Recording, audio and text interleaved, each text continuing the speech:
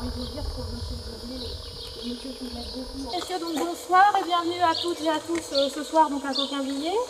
Donc c'est avec plaisir bien qu'on vous accueille ici. Je pense qu'avant de commencer cette petite balade, en espérant que le temps reste avec nous, nous allons essayer de remonter aux origines de Coquainvillers, aux origines probables. Alors il faut savoir que c'est en 1172 que l'on trouve les premières traces écrites de Coquainvillers, avec en particulier un terme qui est Coquainvilla et qui s'écrivait C-A-U-Q-U-A-I-N-V-I-2-L-A, donc en 1172 au XIIe siècle. Puis au fur et à mesure du temps, au fur et à mesure des siècles, on trouve bien sûr une autre mention qui est Coquainvillers en 1192, qui s'écrit C-A-U-Q-U-A-I-N-V-I-2-L-I-E-R-S. Alors cela viendrait donc d'une altération de Gauguinvilliers, c'est-à-dire d'un nom germain Gogina, qui voudrait dire femme, et d'un nom latin Villare, qui voudrait dire ferme. Alors par rapport à ça, on se pose des questions, parce que ça fait maintenant presque 2 années qu'on est en train de travailler sur Coquainvillers et les recherches qu'on a pu faire. Et on se pose la question, est-ce que ce n'est pas parce qu'à Coquainvillers, les femmes avaient un rôle particulier, soit à l'intérieur des fermes, soit à l'intérieur des maisons, ou tout simplement par rapport à la commune? Peut-être. Est-ce que ça n'a strictement rien à voir? C'est aussi probable, donc pour le moment, on continue de chercher. Sachant que pour aller travailler aux archives, c'est pas toujours facile avec les horaires de travail, les horaires des archives. Donc en tout cas, essayez d'imaginer l'ancien domaine de Pline, parce que ça va être plus un effort d'imagination, sachant qu'il n'en reste plus grand-chose. Et pour ça, je pense qu'on peut y aller tranquillement à pied. Voilà, mettez-vous par ici, messieurs dames. Même vous pouvez être sur l'air si vous voulez. Hein. Elle a été tondue. Voilà.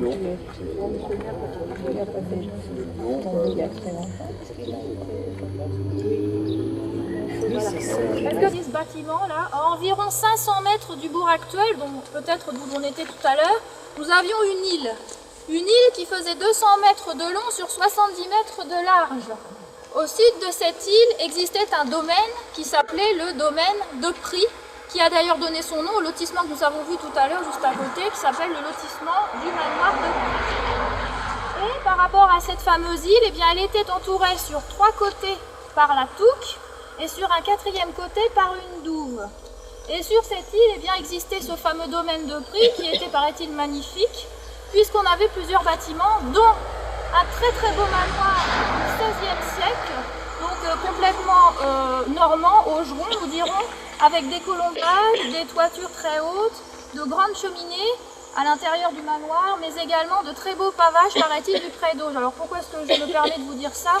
Parce que grâce à M. D et à la Société historique de Lisieux, on a retrouvé une gravure unique que vous avez dans le petit document, je l'ai inséré. La qualité de la photocopie, j'avoue, n'est pas formidable, mais ça peut donner une idée. Et eh bien, elle date de 1856, grâce à M. Arcis de Caumont, qui dans sa statistique monumentale du Calvados avait fait faire des croquis, et celui-ci en faisait partie. En ce qui concerne ensuite ce superbe manoir, eh bien, derrière celui-ci était situé un moulin. Un moulin qui était un moulin à eau, un moulin à céréales, un moulin normalement à blé, et ce moulin fonctionnait normalement au-dessus de la douve. Ensuite, nous avions une petite chapelle, une chapelle privée, toute en briques rouges, qui était un tout petit peu plus isolée de tout le domaine. Et enfin, 2 bâtiments ruraux ou à usage commun, dont celui-ci, que nous avons juste devant nous, et qui fait partie du cadastre encore actuellement sur vos archives départementales à Caen. Il figure sur tous les plans du cadastre par rapport au domaine de Prie. Et c'est ce fameux bâtiment qui nous reste. Donc c'est pour ça que je voulais vous montrer et vous faire venir ici. Parce que je trouve qu'il est intéressant. Et quand on voit d'ailleurs d'ici, parce que je ne suis pas encore allée vraiment de près, mais quand d'ici nous voyons la grandeur du bâtiment, la beauté, puisqu'il a quand même, quand on regarde avec des jumelles, je l'ai déjà fait, on voit la hauteur des toits, on voit des colombages, on voit qu'il est en pierre, si vous voulez. On peut se rendre compte de l'intérieur et on peut se rendre compte aussi de l'importance du reste du domaine, puisque ce n'était qu'un bâtiment rural ou à usage commun. Donc on peut imaginer ce que pouvait être éventuellement le manoir. Bon, c'est pas facile de faire cet effort d'imagination, c'est vrai, mais pourtant ça a existé. Alors ensuite, sur ce domaine, c'est vrai également qu'il y a eu des habitants. Les habitants du domaine ont bien sûr existé depuis le XIIe siècle. Fleuri, puisqu'en particulier vous avez un parcours floral à Coquainvillers. On verra des petits morceaux tout à l'heure quand on va descendre plutôt de l'église. Vous avez des circuits pédestres, des randonnées, vous avez des entreprises, la Société des Calvados Boulards, Vous avez, pardon, je suis attaquée par une bouche. Vous avez une pisciculture qui est fermée au public parce que c'est un centre d'expérimentation. Oui. Donc elle n'est pas ouverte, on ne peut pas aller la visiter. On ne peut pas y accéder, bien que la Société historique de Lisieux et beaucoup de ses membres ont beaucoup travaillé. Alors là, là ça devient dangereux. Alors, par contre, une chose, vous savez, l'école, une partie de l'école, parce qu'il y avait une école ici et une que vous verrez tout de suite au bout de l'église. Et M. Picot, qui est le maire de la commune, est un homme très bon financier, qui ne veut pas embêter la commune. Il essaie toujours de faire les choses bien au moindre coût. Et il est tombé sur un architecte, je trouve, qui a eu une très bonne idée, qui a utilisé le préau de l'école, que vous voyez là dans le fond, pour faire une salle de réunion. Et si vous voulez aller voir de près par la porte, Oui, vous allez voir cette c'est salle. très grand, hein. Et c'était un préau. Il y a Isabelle qui a dit l'autre fois, il y a longtemps qu'on m'en avait pas dit autant. Alors on commence. Ici les femmes sont... Et celles ici- qui viennent en visite, vous avez rien dit dessus? Ah ben c'était pas prévu. C'est pareil. C'est pareil, c'est pareil. Excusez-nous. Comme dirait Franck Michael, les femmes sont toutes belles. Je l'ai entendu il n'y a pas longtemps. Ici, les femmes sont toutes des fleurs. Leurs maris devenus de bons planteurs, puisque nous sommes des planteurs bénévoles, faire les fleurs. Sans oublier Didier l'arroseur. Et François qui sait marier les couleurs. François, c'est lui qui nous guide pour les travaux. Didier, c'est lui qui arrose. Le père Lenné prêche ses valeurs. Oui, d'ailleurs, Parce que nous avons un curé qui a excusez-moi, 80 mais ans. le père Lenné n'est pas là non plus ce soir parce que il a aussi des obligations et je lui avais demandé qu'il vienne, il ne pouvait pas. Donc il est aussi désolé, mais il nous laisse la possibilité de rentrer dans l'église, donc c'est parfait. Avons aussi Norbert, le gentil facteur.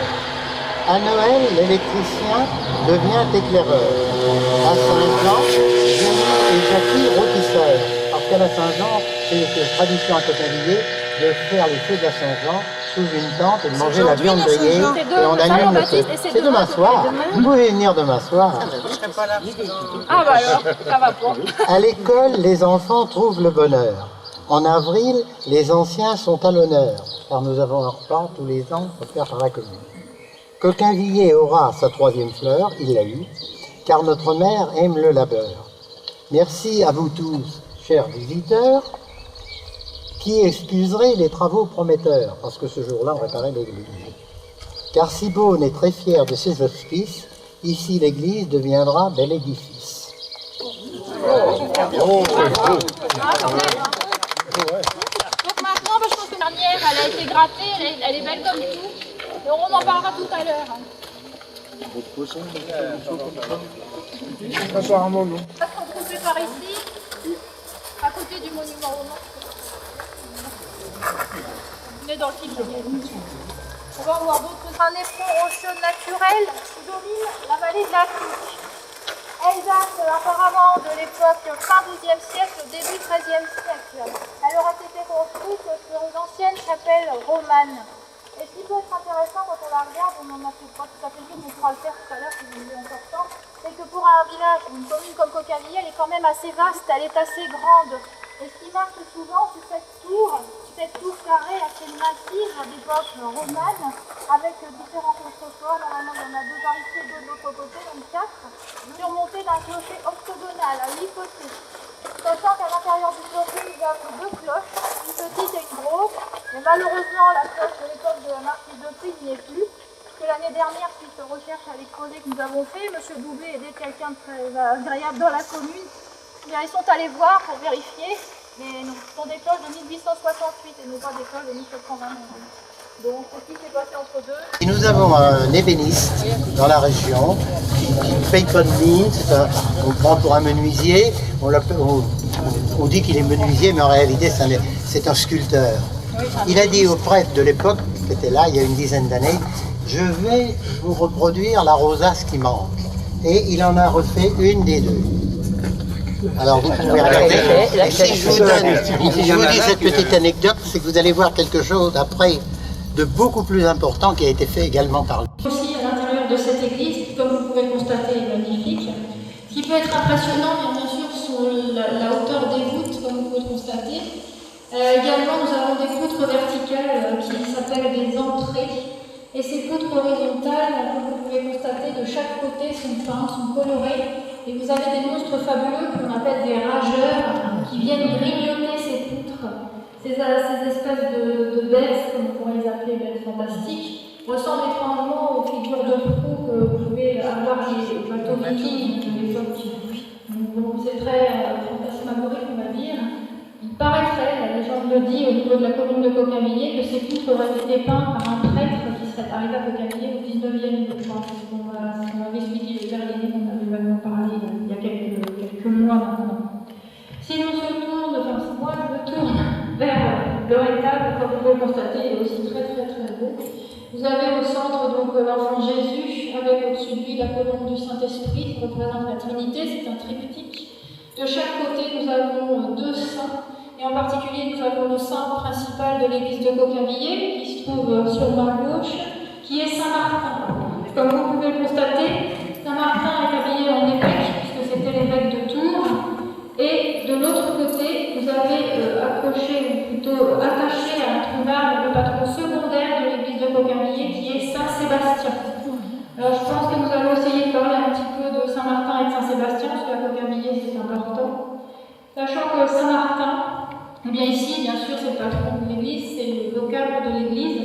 Mais qui était Saint-Martin? C'est ce que vous allez voir tout de suite. Saint-Martin, Monsieur Doublet se promène avec un ange. Un ange passe. Je vous ai vu. Vous m'avez expliqué, mais oui. En ce qui concerne Saint-Martin, eh bien Saint-Martin était un légionnaire romain qui partait en garnison vers Amiens et sur son chemin, eh bien, il rencontre un mendiant, un homme qui fait l'aumône. Il en prend pitié et il décide de couper son manteau en deux pour pouvoir lui en donner une partie. Seulement, pourquoi est-ce qu'il le coupe en deux? Tout simplement parce qu'une partie de son manteau appartient à l'armée romaine, qui ne peut pas le donner, tandis que l'autre partie, eh bien, c'est lui qui l'a payé. C'est celle-ci qui donnera à ce mendiant. Ce Saint-Martin, eh bien, il va réaliser des miracles. On le fête le 11 novembre, c'est ce qu'on appelle l'été de la Saint-Martin. Et pourquoi? Mais parce que paraît-il que le jour de sa mort, eh bien, toutes les fleurs et toutes les plantes resplendissaient, ce n'était qu'un lui. Il est devenu donc évêque de Tours, il a sa sépulture, et c'est pour ça qu'il est représenté ici en évêque. En ce qui concerne le patron secondaire, ici, donc Saint-Sébastien, Saint-Sébastien était un jeune homme qui est né à Narbonne, donc en France. Il était issu d'une famille noble.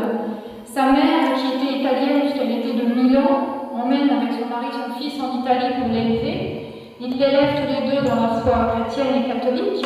Et ce jeune homme eh bien, a envie de convertir les autres. Il a envie de transmettre sa foi.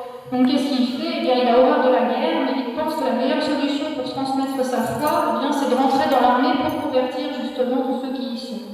Alors il rentre dans l'armée, il s'engage. À l'époque, l'empereur romain était Dioclétien. Il devient ami avec Dioclétien. Et un jour, il se passe quelque chose d'incroyable, il se passe un miracle. C'est-à-dire que Zoé, qui était la femme de Nicostrate, des noms qu'on n'a pas trop l'habitude d'entendre, eh bien, Zoé était muette. Et Sébastien, avec la croix, bien, pose la croix sur les lèvres, ça faisait 6 ans qu'elle ne parlait pas. Tout d'un coup, Zoé se met à parler. Premier miracle. Ensuite, Chromas, qui était un préfet romain, bien, il était malade, il était atteint de la goutte, il souffrait. Qu'est-ce que fait Sébastien? Il prend la croix, il lui pose la croix, et Chromas est guéri, miraculeusement guéri. Deuxième miracle. Dioclétien, empereur romain de l'époque, n'est pas très content, puisque évidemment Dioclétien est un empereur romain qui n'est pas croyant, il n'est pas rien. Il dit à Dioclétien, il lui demande d'arrêter un petit peu tout ça, parce que ça perturbe un peu les esprits. Mais seulement Sébastien n'est pas d'accord, et Dioclétien est obligé de prendre une mesure plutôt difficile, puisqu'il décide de l'assassiner, plutôt de le faire tuer. Donc qu'est-ce qu'il fait? Eh bien, il fait arrêter Sébastien. Il le fait attacher à un arbre, c'est pour ça qu'on le voit sur le tronc d'un arbre, et il demande à ses meilleurs archers, 12 archers, de venir et de lui tirer dessus, de transpercer de flèches. C'est absolument horrible, mais c'est que le début, parce que vous allez voir, après ça va franchement. Donc ces archers tirent sur Sébastien, et Sébastien, sous le poids des flèches et sous le coup, tombe, évidemment, c'est cool. Donc Dioclétien pense que Sébastien est mort. Seulement, une femme qui passe par là le lendemain matin, du nom d'Irène, trouve le corps de Sébastien et se rend compte qu'en réalité il n'est pas mort, il respire encore. Donc elle l'emmène chez elle, elle lui pense ses blessures, Et Sébastien, miraculeusement, réussit à se lever et est guéri. Donc la divine le guérit, miracle également. Sébastien, toujours convaincu de sa foi, va donc retrouver l'empereur Dioclétien et lui dire qu'il ne fallait pas qu'il croie qu'il l'avait assassiné si facilement. Et de rage, eh bien, Dioclétien, c'est horrible, de rage, eh bien, il le fait nommer un homme pour l'assassiner, mais cette fois-ci à coup de massue. Donc il le fait assassiner à coup de massue. Cette fois-ci, le cadavre de Sébastien est trouvé par une femme du nom de Lucine. Cette femme le fera enterrer et lui fabriquera une sépulture qui sera en Italie et qui s'appellera la sépulture de Saint-Sébastien. On a Saint-Sébastien en Italie, mais aussi Saint-Sébastien en Espagne, relative au culte de Saint-Sébastien. Je vais faire remarquer il y a quelques mois qu'ils étaient sculptés. Et sur un de ces bâtons de charité est sculpté Saint-Sébastien transpercé de flèches. Pour les gens qui le trouvent, vous pourrez aller voir tout à l'heure parce que vous le retrouverez facilement. En ce qui concerne ensuite les autres statues de cette église, eh bien, nous avons Saint-Antoine de Padoue qui est caché dans le petit coin là, qui est vénéré pour les objets perdus. Et nous avons Sainte Thérèse de l'Enfant Jésus, bien connue, née à Alençon, morte à Lisieux, au Carmel, à l'âge de 25 ans, je crois. On rappelle de la tuberculose, elle est morte à 24. Et puis une statue superbe, un peu plus loin, toute rouge vêtue, de Sainte Agathe. Sainte Agathe, particulièrement vénérée dans cette église par le père Léné, qui en est tombé amoureux. Celle-là, il serait content de l'entendre, parce que c'est vrai qu'il a une admiration particulière pour Sainte Agathe. Et je dirais que quelque part, pas seul. Alors cette statue magnifique de Sainte Agathe n'est pas l'original. L'original aurait été sculpté en 1731 par un sculpteur de Vimoutier dans l'œuvre du nom de Harmonie. Celle-ci est une reproduction et elle aurait été entièrement, elle a même été entièrement refaite par une habitante de la commune, entièrement repeinte, etc., par une habitante de la commune de Côte-Amélier et bénévolement. Sainte Agathe également, qui a aussi malheureusement vécu des heures terribles, parce que qui était Sainte Agathe? Bien, Sainte Agathe était une jeune fille belle, pure, noble, qui avait décidé de dédier sa vie à Dieu. Donc, en voulant dédier sa vie à Dieu, elle décide bien sûr de rentrer dans les ordres. Seulement l'empereur de l'époque, encore un empereur romain, qui s'appelait Quintianus, eh bien, était tombé amoureux d'Agathe et avait décidé de la séduire pour en faire sa femme. Seulement Agathe n'était pas d'accord, puisqu'elle voulait vouer sa vie à Dieu. Donc, eh bien, elle refusa les avances de ce personnage. Donc, pour se venger, celui-ci a décidé d'une chose, c'était de l'emmener et de la mettre de force dans un lupanar. Excusez-moi l'expression dans cette église, mais c'est ce qu'on pourrait appeler un bordel, une maison close. Excusez-moi pour le lieu où nous sommes. Pourquoi? Bien tout simplement parce qu'il voulait se venger de son refuge. Et par miracle, Agathe bien resta pure, malgré tout ce qu'elle avait pu endurer dans ce lieu plutôt pénible. Et eh bien, Quintianus continue de la vénérer quelque part, mais la jalouse également, et il décide de s'en débarrasser. Encore une fois, je ne sais pas pourquoi, il a toujours les mêmes idées. Il décide de s'en débarrasser, pour ça il fait nommer des hommes qui l'attrapent, c'est épouvantable, qui l'attrapent, qui la mettent la tête en bas sur un arbre, qui l'attachent et qui lui arrachent les seins avec une paire de tenailles. C'est pour ça que le martyre de Sainte Agathe est souvent présenté avec une palme de martyr, mais aussi une paire de tenailles dans les mains, ou alors un plateau avec 2 seins coupés retournés. On peut également la comparer à Sainte Lucie, qui, elle, malheureusement, subit un supplice par rapport à ses yeux, parce que c'est un plateau avec ses yeux qu'on trouve dessus. Enfin, c'est un peu horrible ce jour, enfin, ce soir. On ne va pas faire de cauchemar, mais pas très agréable. Et donc, Sainte Agathe, eh bien, après ce supplice épouvantable, dans la nuit, eh bien, elle a une apparition, l'apparition de Saint-Pierre, qui la guérit miraculeusement. Le lendemain, donc, un petit peu la même histoire qu'avec Sébastien, le lendemain, elle décide de retourner voir Quintinus pour lui montrer qu'elle n'est pas morte. Et de rage, eh bien, il décide de la faire traîner par les cheveux et de la jeter dans la braise. Donc elle va mourir brûlée vive. Donc, finalement, il a réussi à arriver à ses fins. Elle meurt brûlée vive, dans des souffrances certainement épouvantables. Elle est très très jolie, comme vous pouvez constater, son manteau de rouge sang, on va dire, un peu cruel, de rouge sang. Si vous vous approchez, vous verrez qu'elle est très très fine, elle est pleine de gras, elle est vraiment très jolie. Actuellement, Sainte Agathe est vénérée dans la région, et j'ai lu un article il n'y a pas très longtemps dans l'Ouest de France, au moment des fêtes de fin d'année, ça fait à peu près quelques petites sculptures dans la gamme ressortante, c'est vrai qu'avec les lumières, c'est pas forcément facile, qui est celle de Saint Benoît. Saint Benoît, qui est l'homme qui a créé l'ordre des Bénédictins à l'abbaye du Mont Cassin en Italie. Et il avait prédit par 3 fois que cette abbaye serait détruite, ce qui fut le cas, puisqu'elle fut détruite premièrement par les Lombards, ensuite par les Sarrasins, et enfin par les Alliés en 1944. Donc l'ordre bénédictin qui est un ordre assez strict quand même, bien connu comme sa rigidité. En ce qui concerne encore cette église, il y a énormément de choses à dire. Le problème c'est qu'une soirée, ça ne sera pas suffisant. On n'a pas non plus terminé l'étude des murs, ce n'est pas évident. Nous avons ici 2 autels latéraux. 2 autels latéraux qui ressemblent un peu à des autels recouverts de marbre, mais c'est du flottant, c'est du flottant.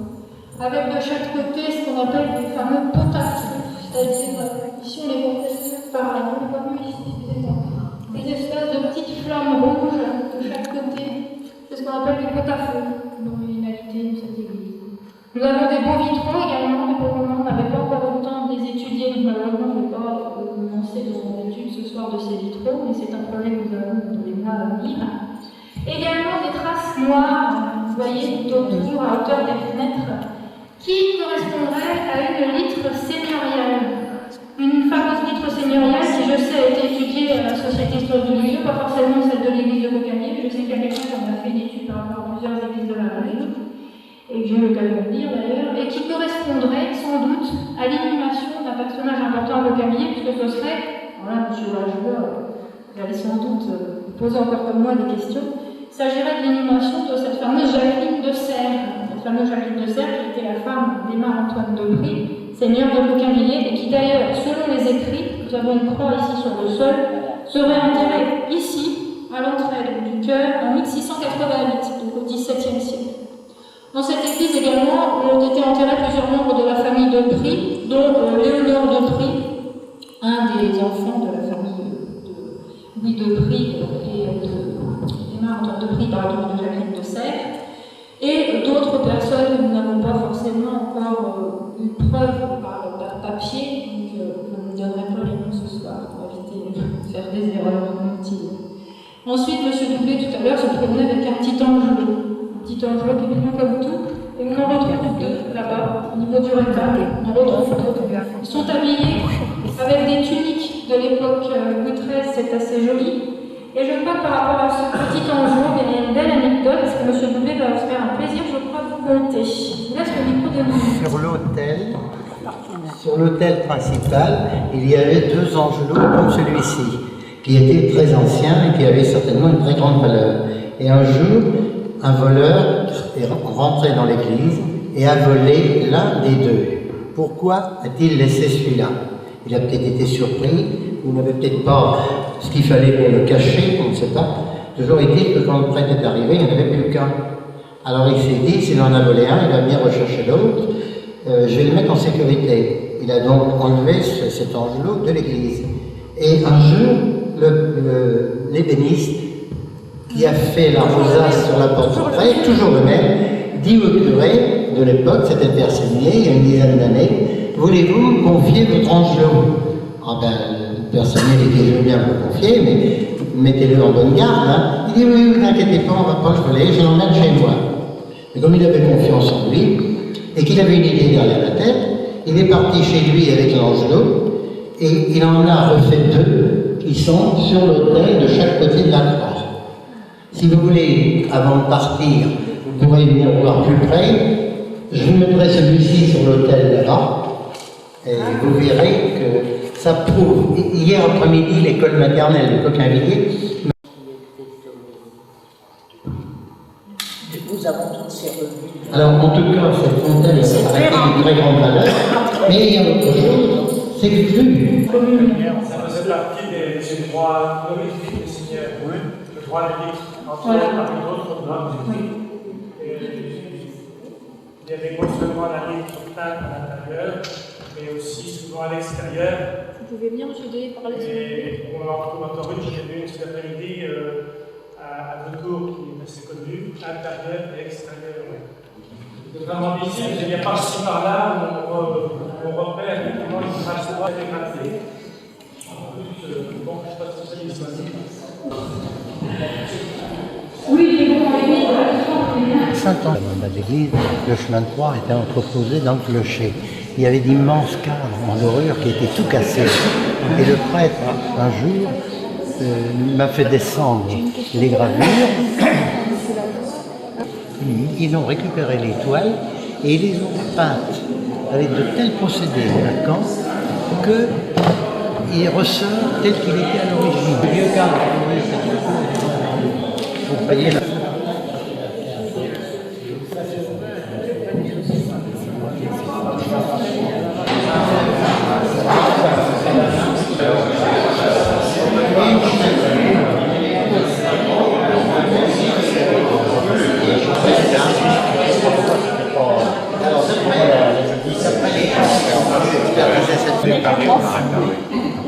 Certainement ça. Combien? Il y a 9 places. Ah oui, oui, oui. Non, celui-là, ça ah oui, non. On me pose souvent la question, mais non.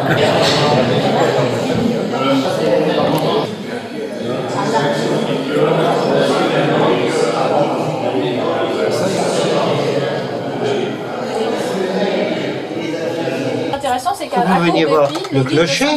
Ah bah oui, il y a le clocher aussi. Il y a On va le déjà clocher. s'en sortir. Je savais au moins bonne. Oui.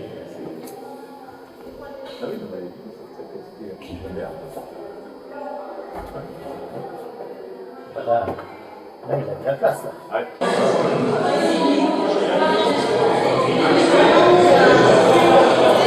C'est pareil. Il y avait mis la place. Qu'il va donner donc à un mendiant qui est à ses pieds. Cette fontaine, je vais dire en rigolant un petit peu, n'est pas la fameuse fontaine miraculeuse comme on peut le penser dans le petit livret qu'on a écrit l'année dernière sur Coquinvillers. Eh bien, ici ce n'est pas le cas puisqu'il s'agit d'une fontaine qui a été refaite lorsqu'on a construit ou après ce fameux lotissement qui s'appelle le lotissement de la fontaine Saint-Martin. Donc, Allez, Koé, ici.